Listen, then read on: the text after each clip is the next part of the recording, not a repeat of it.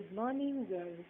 बच्चों, आज हम पाठ 7 मृदा, इसके तहत मृदा क्षरण और अवनति, मृदा का संवर्धन, इस विषय की जानकारी हासिल करेंगे। मृदा क्षरण और अवनति।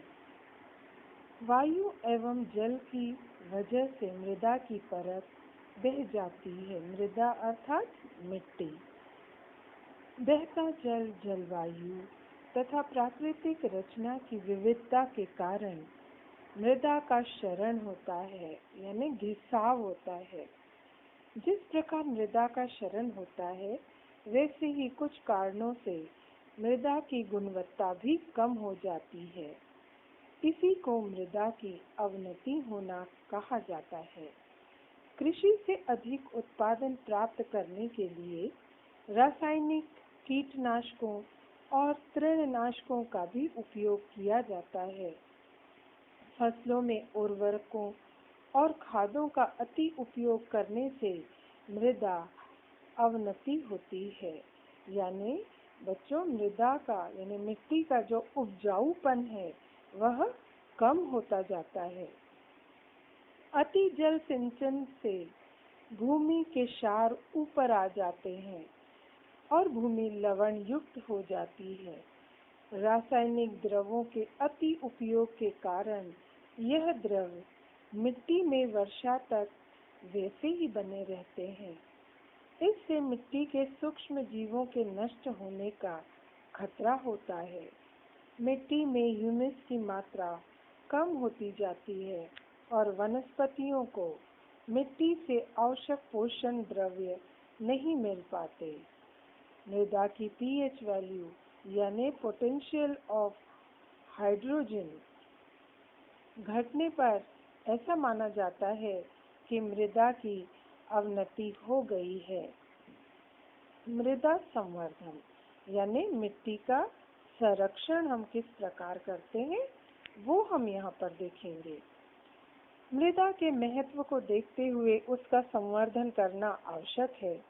खेतों की उपजाऊ मृदा वर्षा के जल के साथ बह न जाए, इसलिए खेतों में मेड़बंदी की जाती है। मेड़ों पर उचित मात्रा में छोटे छोटे पौधे लगाना, खेतों में अति ढलान वाले भागों में पत्थरों की सहायता से मेड़ बनाना आदि कार्य मृदा संवर्धन विभाग की ओर से किए जाते हैं। वृक्षारोपण करने से वायु की गति पर नियंत्रण रखा जा सकता है। फलतः वायु द्वारा होने वाला मिट्टी का क्षरण रुक जाता है। वनस्पतियों जड़ों को बांधे रखती हैं। इससे भी मृदा का क्षरण रुक जाता है। यानी मिट्टी का बहना जो है, पानी के साथ, हवा के साथ जो मिट्टी बह जाती है उसे कहते हैं मृदा का क्षरण। मृदा संवर्धन के लिए पहाड़ी ढलान पर समान स्तर पर नालियां भी खोदी जाती हैं। ऐसी नालियां बनाने से ढलान वाले क्षेत्रों से आने वाले जल का वेग कम हो जाता है, जिसके कारण होने वाली मिट्टी की झीजन रुक जाती है। इन नालियों के कारण रुका हुआ जल भूमि में रिसने में सहायता मिलती है।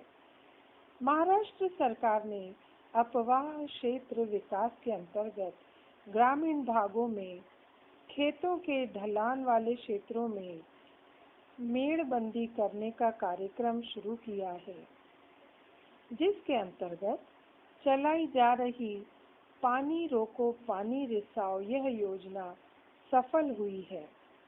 इसी प्रकार भूजल स्तर में वृद्धि करने के प्रयासों के साथ मृदा का क्षरण होना भी कम हुआ है।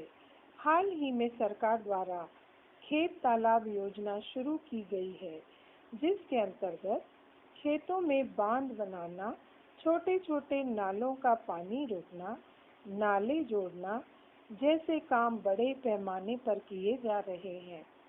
मृदा की अवनति को रोकने के लिए रासायनिक खादों तथा कीटनाशकों के अतिरिक्त उपयोग से बचना चाहिए। जैविक खादों अर्थात केचुए की खाद, गोबर खाद, कंपोस्ट खाद उपयोग करके मृदा में स्थित पीएच वैल्यू का संतुलन बनाए रखा जाता है।